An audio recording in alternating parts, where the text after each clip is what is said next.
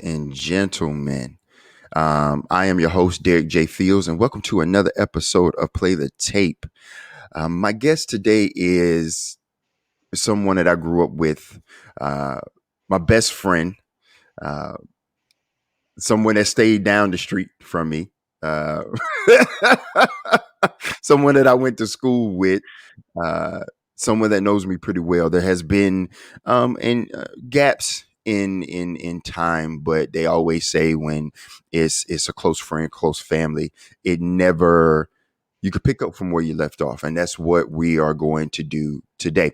I always say this before I start any show. Full disclaimer: I am not and we are not licensed, trained, or certified social workers, clinical health professionals, or either drug and alcohol counselors. I do have those that come on the show and in the past and in the future to give a different perspective of the treatment and the recovery part of that aspect in mental health and in addiction. But what we do here at Play the Tape, we are a community, a platform of advocacy, support, and community for people with mental health conditions and substance use disorder and recovery, which is inspirational change moving forward. That's how I look at it. I don't look at recovery as just exclusively for mental health and for substance use. Recovery can be anything that is positive, inspirational change moving forward. For instance, going outside to get some sun on your face, going outside to appreciate the rain, going to help, for me, help my dad mow the grass or tell my wife that I love her or call up my son and give him a hug or a kiss. That's recovery. What we're doing today and Play the Tape is recovery. So I want to introduce my guest. Again, she's my sister, my best friend, someone I've known for a long time. And I'm very excited for her to be here. She's coming to share her experience, strength, and hope, to share her testimony. Without further ado, Sharise. Well, thank you so much for having me, Derek. This is good. I'm thankful. So, a little bit about me and my journey. I grew up in a Christian household, and the sentiment was Pentecostal Christian household. And so the sentiment was, everything God's going to fix everything.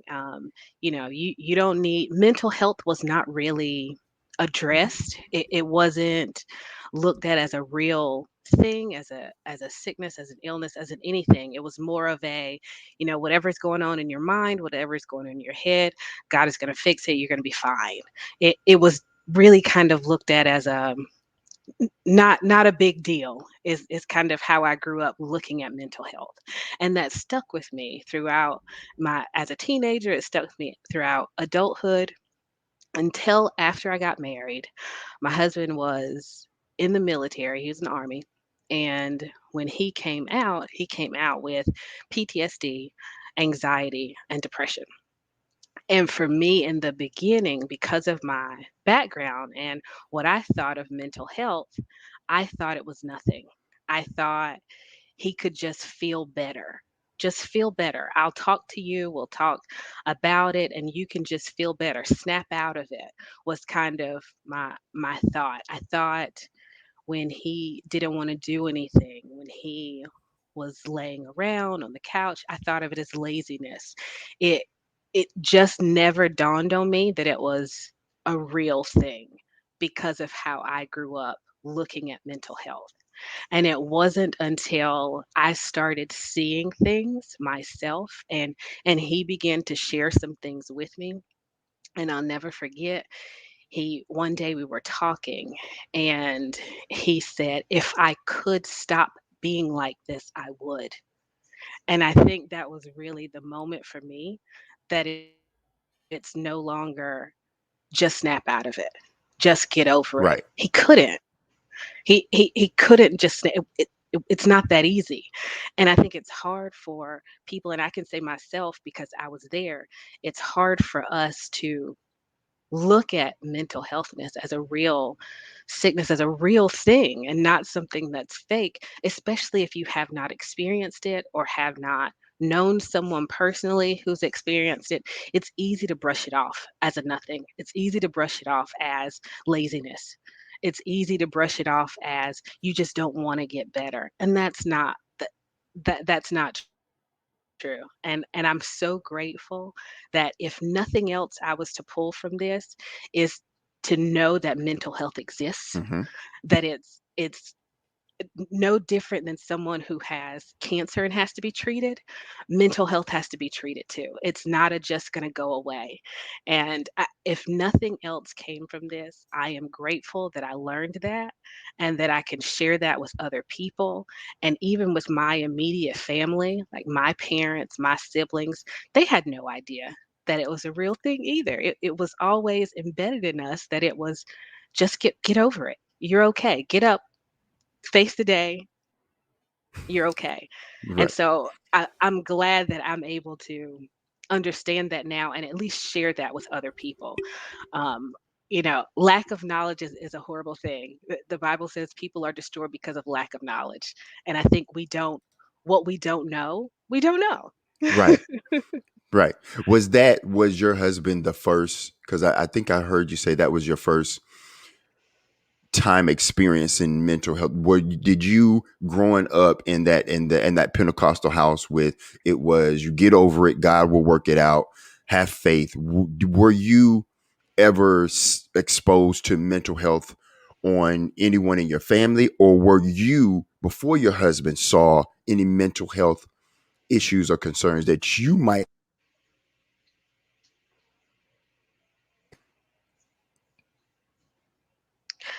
So I think growing up, I didn't know that that's what it was. Uh, I was experiencing things, and anxiety, a lot of anxiety, but I didn't know that that's what it was called. I didn't know it had a name. I didn't know what it was until my husband. So, and even seeing it in other people, when other people showed signs of depression or anxiety, looking back now, I see that that's what it was, but at the time I had no idea. Was it, if you could, um, what examples of anxiety that you know now it was back in your childhood or early adulthood that you was like, okay, that you could pinpoint a specific moment, like, okay, that was anxiety? Or could you give us an example of what that looked like back then that you didn't know it was anxiety, but that feeling, you had that feeling of Yeah, sure. unease? Hmm.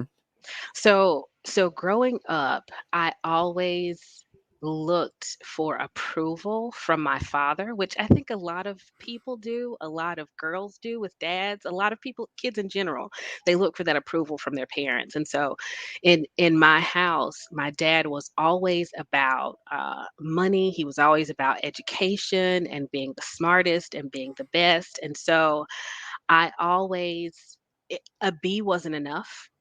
I never got praise for getting a B. I never got praise for getting an A. I never got praise for doing good because it was always you can do better.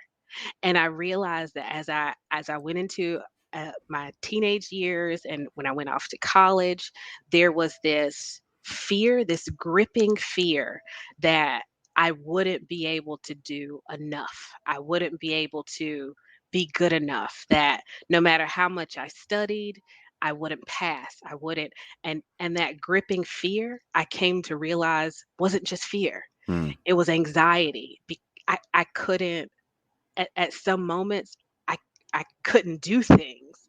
I was so that fear gripped me so hard that it was hard for me to take a test. It was hard for me to focus in a class.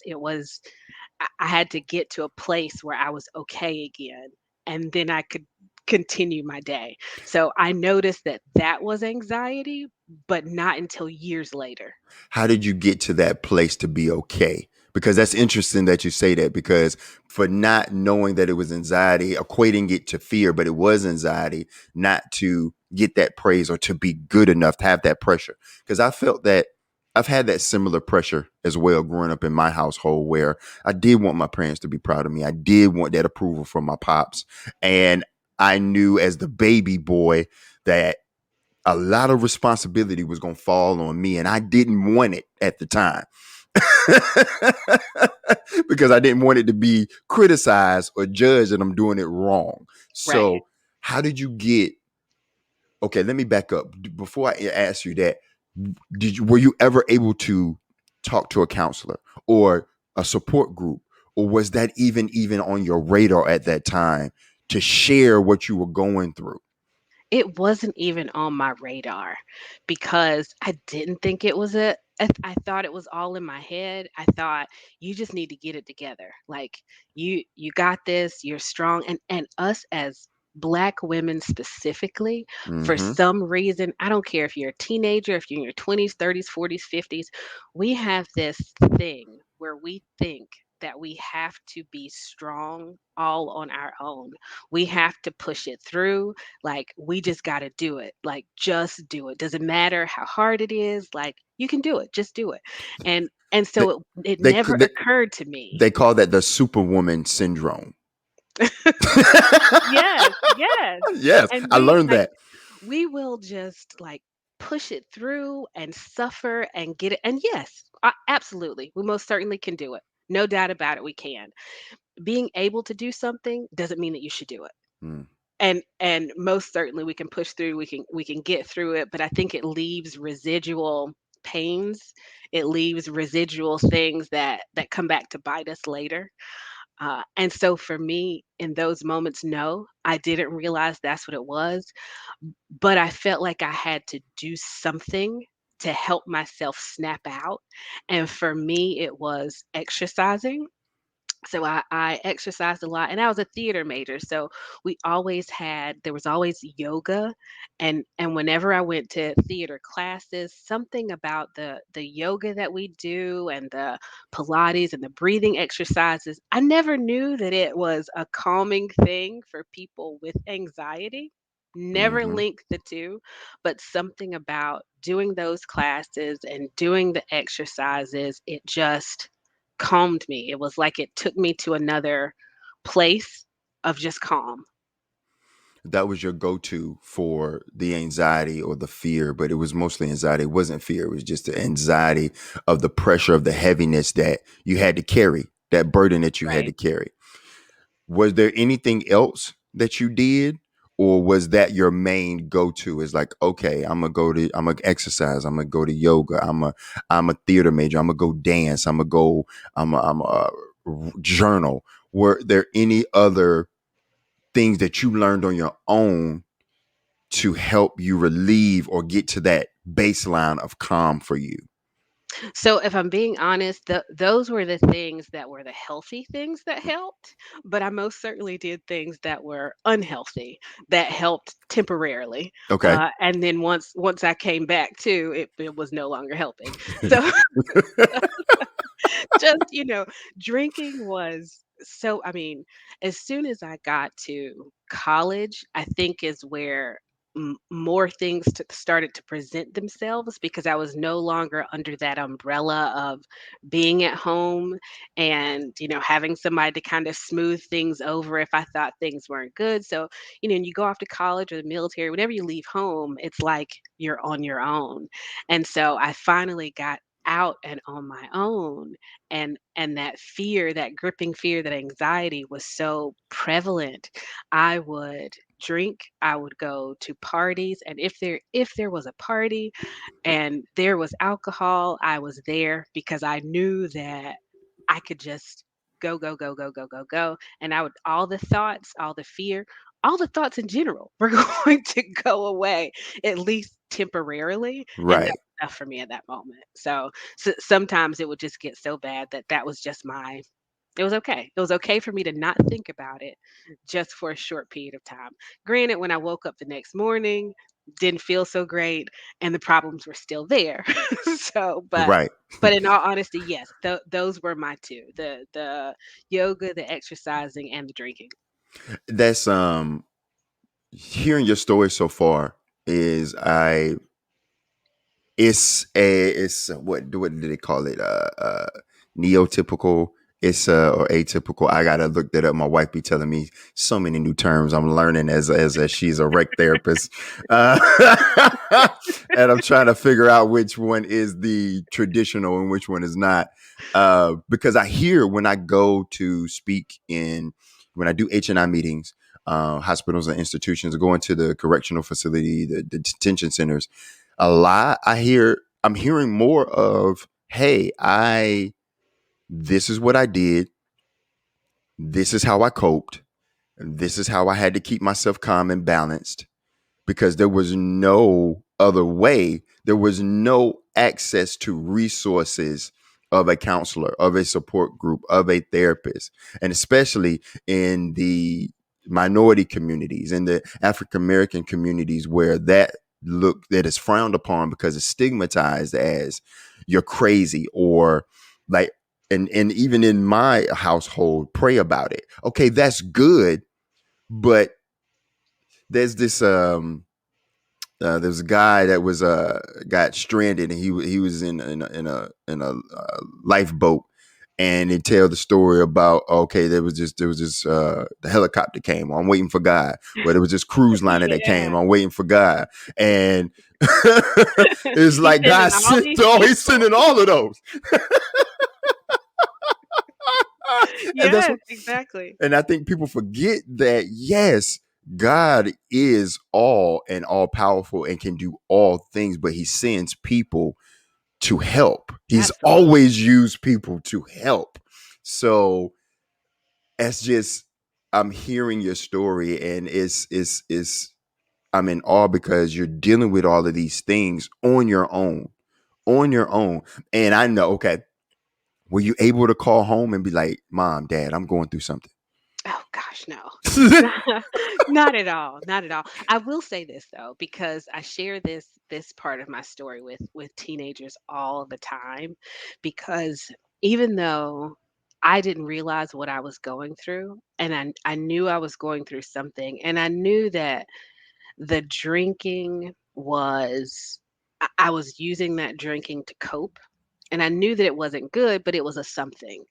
And I'll never forget my mom. Now, remember, I come from a Pentecostal household. Mm-hmm.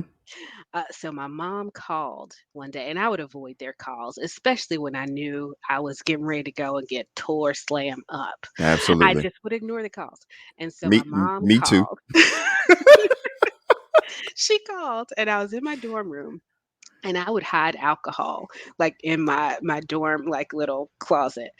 And she called me and she said, Sharise, God woke me up and I need for you to open up that closet and get rid of that. And I thought, I must be really, really tore up because there's no way she could know that there is like I'm looking all around my dorm, like thinking, is my mom hiding somewhere? Like, does God have some cameras somewhere? Right. But I it was it was terrifying and humbling all at the same time because it wasn't in anger that she called me. It wasn't in fussing, it wasn't in yelling, but it was a and you know my mom, like her tone is very calm. It was a very calming Mm-hmm. tone. It was just almost to say it was like God was saying, I see you and I know what you're doing and I know why you're doing it, but it's not the way to do it. And I never forgot that moment because it was the moment where I felt like I feel like I'm drowning and in no way would I wasn't even thinking about God. I was not thinking that God was thinking about me, but at that moment it was like he's here. He's Mm-hmm. still with you. He still sees you. He still knows what's going on, but you have free will. So you're doing whatever you want to do, but this is just to let you know he's still here. How old were you when that happened? When you got that phone call from your mom? I think it was my second year Okay. in college. That was my second and my last because I ended up like quitting college. I was just like, nope. Not for you. Yeah, yeah, I've been there. I've Not also for me. been, and I could relate to, oh man, I could relate to the mom. And I can relate to that story because every time I feel like it's like, how did, like, I'm looking for stuff. Is she bugging? Like, is this, why is this? Does she got a the listening device? Like, can she see? So, like, Yeah, yeah, because yeah. it would be that discernment or that presence of God calling them, and it's like, ah, okay, okay, okay, okay, and it would catch me, especially when I was using in my heavy addiction days. It would catch me right when I did not want it to, right when that I was trying to get used and to get as high as I possibly could to cope or to mask whatever I was feeling, or or escape or to feel better. I will always get a call from my mama, and or a text message, and then it would never stop. So I'm with you. It would just be relentless. Yeah, But that was just God intervening, throwing intercession. Like, hey, like you said, you have free will, but you don't need to go that route. right. You don't. Was that was that your biggest? Because I've had moments of clarity many a times, and spiritual awakenings, moments of clarity. I think they're the same, where God is speaking to me through other people or just my surroundings in general. Was that the one that for you, when your mother called, gave you what God gave her? Was that the one for you that made you, okay, I'm washing my hands of the drinking? Or was there other ones? That would be so nice, and the story would be like, "Oh, this is a fairy tale, great." No, no. When my mom called me that day, yes, it shook me up enough to I did not do anything that night. But the next night came and it was just it was a repeat. Like Yeah. I heard it, I knew it was there, and yes, I felt it at that moment. But it didn't it wasn't enough because I was still going through things and it didn't resolve the issue. It let me know that she was there, it let me know that God was there, and that was great, but it wasn't enough for me to stop. Mm. And again, when you don't realize you have a problem, when you don't it, the drinking wasn't the source of the problem. It was a symptom. It was a It symptom. right, Right. right. And so I never knew that there was a problem. I didn't know that this anxiety is what was causing that. There were therapists all over the campus, but if you don't know that you need a therapist, Mm. if it's ingrained in you that the mental issues that are happening with you, it's all in your mind. Like it's all you. It's not a thing. Why would you seek help? Mm. And how would you realize that what you're doing is coping with an issue that you don't even realize is an issue? That's very profound that you say that. I hear that a lot, and I say that I've said that to people as well when I speak. Is you don't know what you don't know, and how can you get help when you don't know that there's a issue, and then when you want to reach out for help, is you're judged, Right, or it's not popular. It's and then, oh, I can't see what you're going through, like, right, but I can see that you're, like you said, you're lazy, or you're unmotivated, or you don't have any ambition. Like, no, that's not the case. right. Um, I have ambition. I was in treatment one time, and they was like, you have to be disciplined and structured. I was like, I was in my addiction and in my mental health challenges. I was structured enough to get up and go get another one. You know what I mean? Like, I had discipline to go do that. So it's just learning a different behavior, and it's all learned behavior. Um, okay, so speeding up to not then college wasn't for you at the time. Right, Understanding that, okay, there is understanding that, okay, there God is trying to speak to me. There is something wrong. And understanding that you knew something was wrong, even though you didn't know something was wrong. I right, think that's very, very, man, that just that who I don't even have a word for that right now, because I feel like a lot of us feel that way, where in our spirit, in our core, we know something's wrong, but we don't know something's wrong, or we can't label it or put a right. word to it to describe it. Um, when you meeting your husband and understanding, because I can relate to that too, as doing two tours and that whole going to the military and being in that type of environment, that type of theater where it's unpredictable and it's chaotic. You lose yourself a little bit.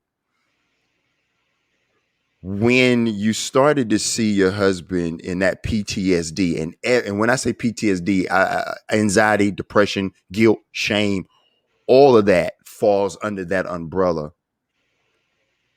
How did that help you be mentally stable? Because that takes a lot of strength to deal with someone like us coming back from those different types of theaters, seeing what we've seen, doing what we had to do. How did you keep your mental stability through that part of it? So I think it was actually better. It sounds weird, but I think it was actually better, or I don't want to say easier, but I'd say better Mm-hmm. at that point, only because at now I know. Now I know what this thing is because I see it in my husband. I know that it's a real thing. So now the light bulb goes off. Like, okay, I see that this is a real thing. Mental health issues are for real. And I need to work on helping my husband to get some real help because it's something that he can't fix on his own. I can try as much as I want to, but I can't fix it for him. He can't fix it for him. We need to get some professional help. I am a researcher like nobody's business. And so when I realized after the conversation that he had with me, almost in tears, like if I could fix this for myself, I would. That was when the light bulb went off for me. That was when the researcher came and said, okay, where can we get some help? Where is mental health help? Who can help us? And because that light bulb turned on that this was really a thing, then it made it okay that I realized I needed some help too. Mm, Like I'm helping him, and of course, like he at this moment, he was more important. And it was because I could see what it was doing to him. It's easier to see it in other people than it is in yourself. right. But then I got to see, okay, there's something going on here too. And I will say the military kind of helped because there were so many resources available to soldiers and their spouses, and it was things that were free. So even though I knew that this was an issue, even though I knew it was a problem, there was still this little part of me that felt like I'm about to pay somebody to talk to me. I don't know about that. Mm-hmm. But the military, in this aspect, the military made it a little bit easier because there were free resources for spouses, and it allowed me to go and see someone without having to come out of pocket and realizing just how imperative it was. Just how much of a difference it made to talk to a therapist for myself. Had it not been for my husband and the issues that he was going through when he got back from his deployments, I don't think I ever would have seen a therapist. I don't think I would be able to sit with you today and talk about these things had it not been for that. Excuse me. That's a blessing. I feel like that's a blessing. I feel like that is. I believe in how God works, even when we don't know that He's working, even though we can't see that He's working. He's always working, and we might not even understand it. And like, man, okay, Sharise, I hear you. Like, man, your husband had to go through that, and you had to go through what you had to go through, but you had to see it in him to see it in yourself to get like, yep, that's how it works Yeah. sometimes. Yeah. That is how it works sometimes because, like Sharise said, she's thankful for this what her husband had to go through because now in turn she can get help researching for her husband and for herself, and then they can do it together, and it's a community effort. It's spouse helping spouse, husband and wife helping each other to be better for one another and their family. And I love that because I know for me it took a long time. I used to recoil because I was so angry, I was so hurt, I was so lost. Was there a time where because I know in mental health it gets tough. I know in mental health, Get tough. It yes. starts. Thank you. It starts tough. It starts tough. Could you give any resources that you found for yourself and for your husband that you like for you, that work for you? Because everybody recovery journey and resources is different. What might work for me might not work for you and vice versa. But could you give anything that worked for you and your husband that you would suggest?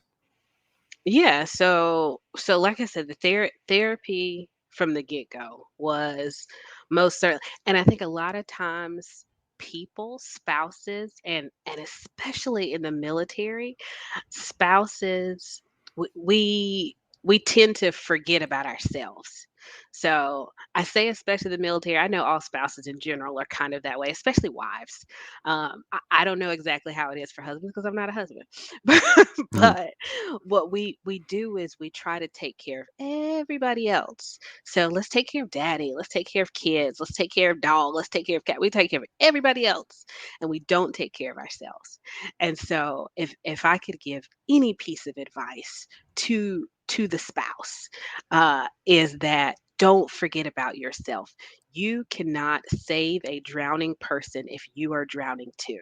Mm, You have to take care of yourself. And it took me, even though I realized that something was going on with me mentally after everything was happening with my husband, it still took me a while to really work on myself. Like I could go to therapy for a few times and I could see a difference, but it wasn't as important to me to work on myself because it was all about my family. And I think that's the top thing, is really to take care of yourself. Get therapy for yourself. Do things for yourself. Find hobbies that you enjoy for yourself. Be selfish. It's mm. okay to be selfish and take care of yourself. You can only pour into other people out of the overflow that you have. If you're empty, you got nothing to give. Ooh, I like that. I amen to that. I appreciate that part of it. You say take care of yourself, and that asked the question. A question came to me is where did that courage come from? Because it takes courage and strength to get up off of where you are and to be like, you know what? I need therapists. I need treatment. I need tools. I need resources. I might even need medication. Where did that courage come from for you and your husband? Because it takes courage and strength to I need help. And then on top of that, it's not an easy road to navigate because every therapist, counselor does not have your best interest at heart. So I guess I'm asking, where did that courage come from? And then how do y'all maintain that courage and that strength to get up to be like, hey, it's time, babe. We got to talk to someone, or we need to move on from this person to go find this person. Let's check out this support group. Let's see what other resources. Let's check this one out, because that takes strength and courage. I was a co-facilitator with NAMI, National Alliance on Mental Illness, and we do a facilitating group here in Pitt County. And I asked one of the people that came in for the group, because he was very focused on the glass, on what she didn't have, and I'm like, let's talk about what you do have. What courage? What made you get up to come here today? Because something gave you strength to get out of your negativity or your trials and tribulations. Something got you up to be like, I need to go there. I need to go hear what they're saying. I need to see if it's for me. Where does that come from you and your husband? How do y'all maintain that? So I think it's been a long time coming. Every year that passes, it's like little nuggets that we get. And and every year it's a new little nugget and a new little nugget. Like every time something happens and you get like little pieces of things, and I think it's just a culmination of things that happen over the years. um for me, like I said, I've gone to some therapies here and there. I read a lot, and so reading books on codependency helped me. Reading psychology books helped me. Reading in general helped me because it helped me to see that there were other people who were like me. It helped me to see that I do need to do something else. I do need to take care of myself. I Even in going to church, even though I felt like the church didn't understand, I felt like it was completely different. They didn't see mental health the way that it really was. But what helped me in church was people could see that something wasn't right, and it was a I don't even know how to explain it. I guess like a discernment that people have when you're involved in a church or any kind of community like that, and people can kind of feel your spirit and that something's not quite right. Even my mom, e- even though I don't think she saw mental health the way it was, she knew that something wasn't right, and Hmm. it was a she would always say you fake it till you make it. So she would say make yourself look good, dress good, and there's something to that. When you try and make yourself look good, you start feeling good. And little things like that would come. The things that she would say, things that people in church, might say. Now I'm gonna give a little disclaimer. Yes. Everybody in church didn't say good things. Sometimes people would say stuff at church and it wasn't good things. Right. But for the most part, it was just little things. And it was like I felt like I said, I would just get these nuggets every so often as reminders to do something for yourself, as a reminder that you're okay. God is still with you. You're going to get through this, but you got to take some steps. And so every year it's new. Every This is like an ongoing thing. I don't know that I'll ever be 100%, but every year I learn, every year it's something new. We take every day that comes. I realize that I can't anticipate what tomorrow is going to be, or the next day, or the next month, or the next year. There's enough worries for me for today. Yep. So every day I'm taking it and I'm going, and it's learning new things all the time, realizing that I can do something on my own. I think for married people too, like my husband and I got married young. What were we, like 20, 21 when we got married? And so being married young, you're together a lot, and you feel like we got to do everything together. Everything's got to be me and him. Everything's got to be me, him, and the kids. Everything's got to be me and the kids. No, no, no. It's okay to do things on your own. It's Uh, good to do things on your own. You will find that you have joy when you do some stuff by I'm, yourself. I'm I'm just really laughing. I'm laughing because I tell my wife that all the time. I'm like, listen, we don't have to do everything together at the same time. Like, I know, but I'm like, but babe, listen, we don't have to do everything all the time. Our schedules, one, yes, ain't gonna line up like that, and we have different interests. We make it a conscious effort to do that, but it's okay if we don't. it It's is. it's okay. So that's It, so funny that you said that because I'm laughing because we talk about that all the time, and we're new, like 2 years newly, like we're young infant in oh our yeah, marriage. and that does So it too. It's especially the new, like in the very beginning marriage, like especially in the very beginning, we're like, oh, we're gonna do this, and it's both. It's not just a wife, but it's right, the wife and the husband. You're like, oh, we got to do all these things together. That's great. Let's come back together for a thing together. But how about you go yeah, do your thing because I don't like what you do, and yeah. you don't like what I do, and that's okay. That's okay. I'm like, because we do it in movies. We're close, but it's like, I like, because they're like, yo, why don't you want to watch this movie? I'm like, because we don't watch some of the same movies. And, Exactly. and, um, yeah, I do that too, because there's some things I'm like, yeah, I want to do with my wife. And then some things she wants to do. And I was like, we can come together for this thing. And Yeah, we then, make compromises, right? But not Yeah, all absolutely. the time. Like, Not all okay, the time, I right. don't wanna watch people killing people on TV all the time, but I Right. will make a compromise, and we will watch Yeah. this one movie together, Yeah, and you watch same. all the rest of them. Yeah, I'm like that too. I'm like, listen, And I'm going to watch Lifetime. I don't wanna watch thrillers and drama. I want some comedy. I need to laugh. I need some superhero. Anyway, that's funny. I um I commend you for what you said about the nuggets and everything that you're piecing together because I agree. Recovery is a lifelong process. And like I said in the beginning, ladies and gentlemen, it's not exclusively mental health and substance use. Recovery is what we do every day. I was experienced homelessness. I lived out of my car. I was under bridges. I lost a couple places and cars and materialistic stuff that God has blessed me to get back and then some. But it wasn't that lesson.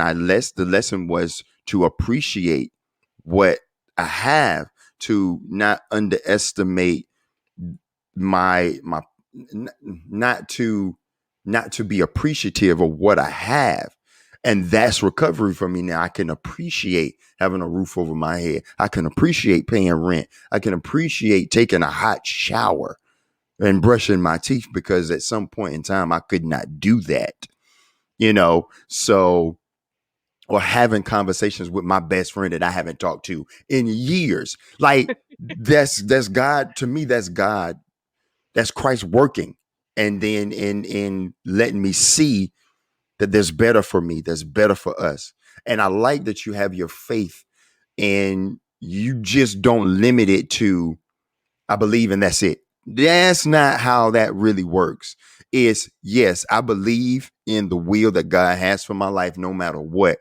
But at the same time, he's not going to give me something like just to give it to me. I have to earn it. Not only earn it, but it has to be developed and delivered to know that I can be a good steward of it, that I can take care of it and take care of this blessing. So I appreciate your faith. I appreciate how you were very transparent about, hey, sometimes the church doesn't know, and they don't.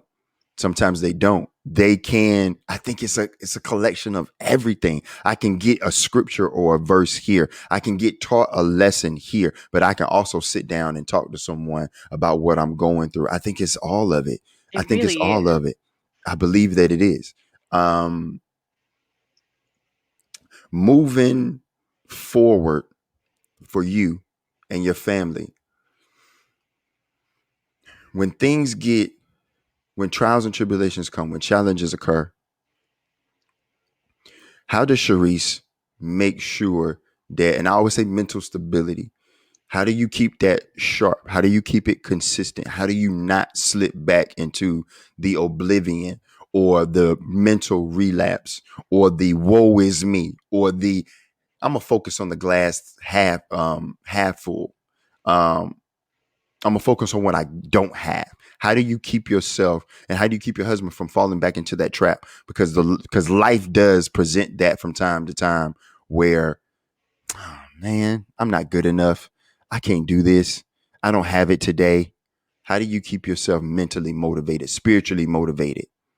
I'm gonna be honest, sometimes I don't. So sometimes it happens and it's like I can't deal with this. I can't I I don't know what I'm gonna do.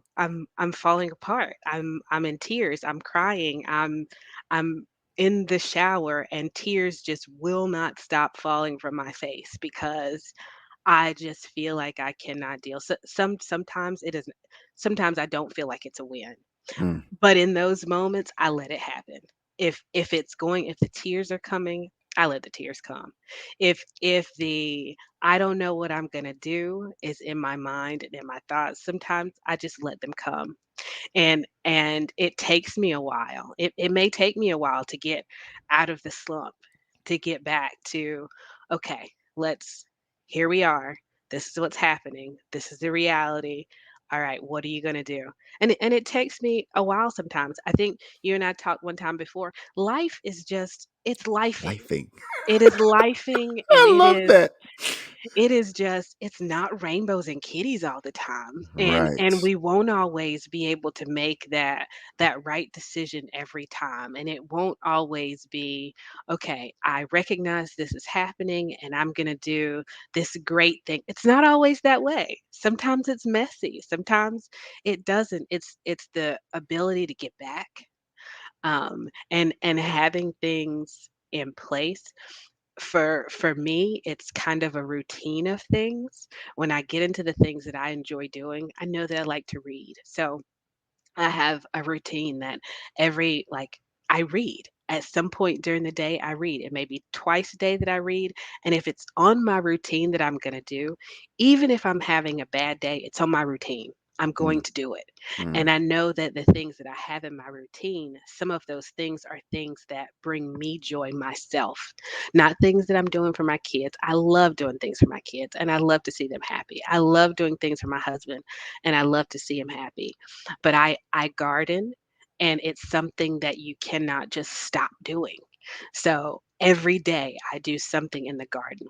Even if it's a bad day, even if it's been a horrible day, I know that I have to do that garden. When I finally get my hands in that dirt, it's like something amazing. Not that I forget the bad things that are going on, but it helps to ground me and to make it through another day. And some days I have those things on my routine and it's so bad and I say I'm just not going to do it. And I don't. And I feel it the next day. And right. then it may be 2 days or 3 days before I finally get back to doing the thing, and we just keep it going. Sometimes it works, sometimes it doesn't. I appreciate the feel it. I appreciate that. Sometimes you just have to feel it, sit with it, and let it happen. Doesn't mean necessarily that there's something that needs to be done at that moment, because I feel like that's what can spark the coping in a negative way. Mhm. Is okay, I need gratification right now. I Right. need instant gratification right now to get me out of what I'm feeling. I don't like this feeling. I don't like what was said to me. I don't like being in this situation. I'm crying. I'm mad. I'm hurt. I'm upset. I'm all of that. Yep. Whew. Why? Yep. Recognize. There was this acronym. It was called RAIN. Recognize, acknowledge, investigate, nurture, and all of that. What you said is what you did. I like that. Yeah, you recognized, you acknowledged it, you investigated where these feelings occurs from, then you nurtured Sharise. I love that. And that means whatever positively, positively inspirational change moving forward. You are changing the narrative of your own mental health to a positive state. I love that. And then you, not on top of that, you give yourself grace. What? No, I'm serious. That's what I heard. That's what I took from that is sometimes you just got to be in it. And sometimes you may not know the answer. And I appreciate that honesty because sometimes we don't. Yeah. And it's okay. I And it's taken appreciate. me a while even to get there. I again, I think it goes back to growing up. I felt like I always had to have the answer. I had to Mm. do it right. I had to do the right thing. I had to, but it's taken years for me to get to this place, and I'm grateful. So grateful. It is not perfect by any means. Right. There are definitely still hard days. There are times I don't know the answer, but I'm okay with that now. You keep your joy. And I really am grateful for that. That inspires me because we've talked off air before and you shared pieces of your story that I'm in awe of. And you're still here. You're still your family's still here. Your faith is still here. Your Sharice is still here. I marvel at that, and I thank God for um, our reconnecting. You know, I think God puts people in your life for a season, and good, bad, or indifferent. There's always something to be learned and taken from. And I appreciate that. Question for you, and we got about 6 minutes. Would you, knowing what you know now, where you are now, knowing that recovery, knowing that your mental stability, your spiritual stability, your emotional, your physical, all of that is a lifelong process that is not perfect, that takes pursuit every day to get into that garden. I love that analogy. I have to get into my garden, good, bad, or indifferent. I have to get into my garden. Would you change anything? As much as I'd like to say that I would, because I'd like for it to be all rainbows and kitties. No, no, I don't think I would. It's been a journey. It has not all been fun, but I think the things that I've learned along the way have not only helped to make me into the person that I am, but I think I've been able to help other people as well. I'm grateful for the knowledge that I've gained. I'm No, I don't think I would. Good. Good, because I get that a lot too when I share. I tell people, and people look at me with the what face, like the question mark face, like all that you've been through, the overdoses, the homelessness, the losing of friends, the losing of reputation, relationships. You wouldn't change any, you wouldn't do it over. I'm like, no, because it was God's plan for me to. This was His way for me to become closer to Him, and I always it gets me under His grace always. He's not going to remove that thorn because that thorn keeps me under his grace, and I'm okay with that. I'm okay. Now, Now, I'm not in the going moment, it feels right, like crap. right. Don't ask me in the moment because I'm gonna be No, like, yeah, I don't want to do this no I more. don't want to do this no more. I don't want it. I don't want it. I'm with you. I would ask God, like, why? Yeah. And now it was the what. It was, oh, okay, because I'm supposed to be here. We're supposed to be here giving people this, being of service to give them hope because God gave us hope and now we're supposed to be grateful and be and have a responsibility to return that hope. Like Yes. y'all are making it through and y'all went through all of that. Yep. Not perfect, but we're always in pursuit of.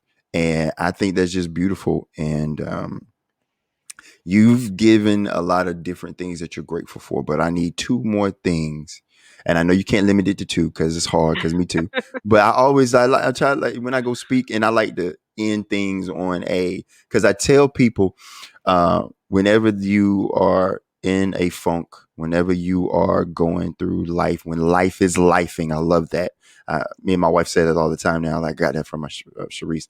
She's like, because it used to be the trials and tribulations, life on life terms, but when life is lifing, I like that. You better coin that. Trademarking You it. got it. That is Sharice's.